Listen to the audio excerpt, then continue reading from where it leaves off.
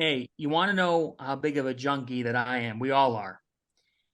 Was playing some games at the table, part of the New Year's Eve festivities, some fun games and whatnot. And I had the phone up. I had ESPN Plus out. What were you playing? Quarters? Flip cup? We had Beer we pong? had we had a game that was called Headband, where you put the word above your head. It's not password. You're asking questions to the whole rest of the table.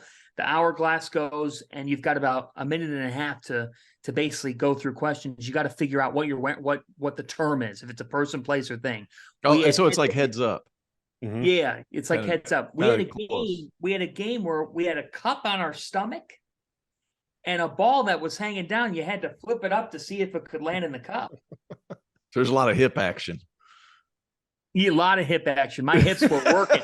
My hips worked harder on New Year's Eve than they did in the 364 days of 2022. Oh. Having said this, Rob, you said, and I know you'll love this, you said it was the 4.5 hour window, right? I was watching the one notable night game on New Year's Eve, West Virginia and Kansas State. And I got to hand it to you because you've been a big advocate. You've been talking about how much you've liked the Jerome Tang hire. On Saturday night, I became a full believer in Jerome Tang and Kansas State to fall behind 17-3 to West Virginia against a Hall of Fame head coach in Bob Huggins and a West Virginia team that could play. To come back in that game, defend nonstop. Marquise Noel has been fantastic for the Wildcats. I mean, he's got back-to-back 30 bombs. He's been terrific for them. They defend relentlessly, and they never were out of the game. How many teams fall behind 17-3, nor alone in the Big 12? They were 1 of 11 from the field. You're thinking this game is over. No, it's not. Kansas State is an NCAA tournament team. They've played that caliber. That was a huge comeback win for them on Saturday night. The type of win that makes you say, Jerome Tang is the real deal, Robert Doster.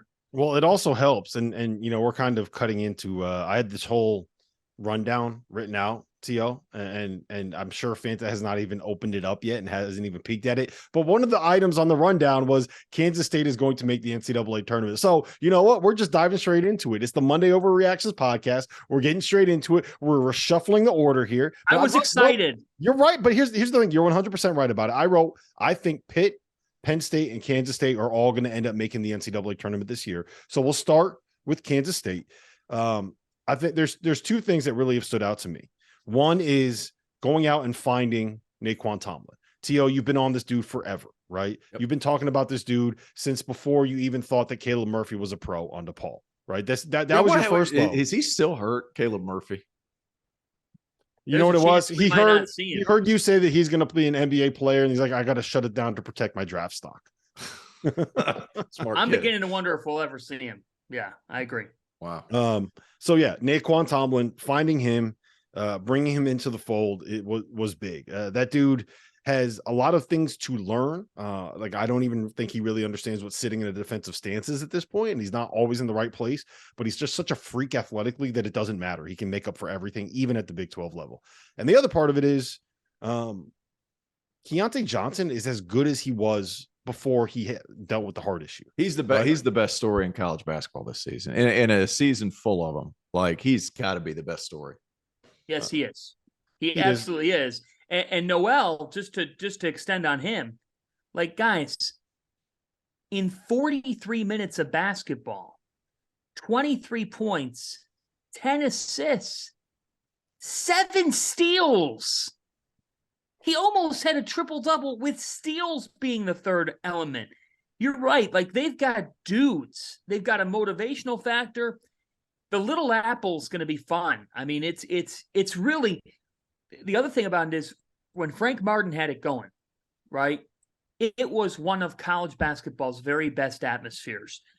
Jerome Tang knows that league so well. You could tell by the way that they just matched up with West Virginia late in the game. He's not in over his head. He was ready for this. He was built for this. And their personnel, you're right, they did a great job. And I think what we're noticing is, in the case of Kansas State, in the case of Missouri, in the case of LSU, in the case of Penn State to a degree, even though it's year 2 for Shrewsbury, is that there are a lot of benefits to the portal for those programs who have been in the darkness, because they could get somebody to accelerate everything back into the light. Mm-hmm. Yep. You lose the advantage of the portal is if you use it correct, the proper way, you lose the time that it normally takes to develop freshmen into upperclassmen, right? You can go out, you can get those upperclassmen and have them impact right away. And part of the benefit of adding transfers is that you don't necessarily need some of like the pomp and the circumstance anymore, right? When freshmen come in, it's like bright lights, big city. You got to show stuff off to them on the recruiting visit. You want to keep them engaged. If they're not playing right away, you got to keep them impressed. It's their first time playing college basketball. When you are a transfer, for the most part, you're just coming in and you want to hoop, you want to play, you want to find the right fit. Because generally speaking, if you are leaving a program and trying to find another one, there's a reason why you're leaving it. Maybe you didn't like the coach, maybe you didn't like the town, maybe you didn't like the setting, maybe you didn't play as well as you thought you would. Maybe it was just you didn't get to go on the right recruiting visit because of COVID and it just didn't work, right? So you're looking for a fresh start, and it's all about ball. It's not about all the other stuff. It's all about ball. You mentioned Penn State. Actually, real quick, I want to ask you this, T.O. on Kansas State. Kansas State, like we forget Marquise Noel. Like, well, let me ask you this. Let me ask you this, because I think you can make the argument that Kansas State's top three, Keontae Johnson, Naquan Tomlin, Marquise Noel, is as good as any top three of any team that there is right now in the Big 12. I think you can make an argument that Keontae Johnson is currently sitting second in the race when it comes to the Big 12 Player of the Year behind Jalen Wilson. Mike Miles still playing pretty well now. TCU's still really good. Like that's the thing about that league. It's crazy. But like you think about the top three players of each team. Look at Baylor's top three. They're still figuring it out. Look at Kansas's top three.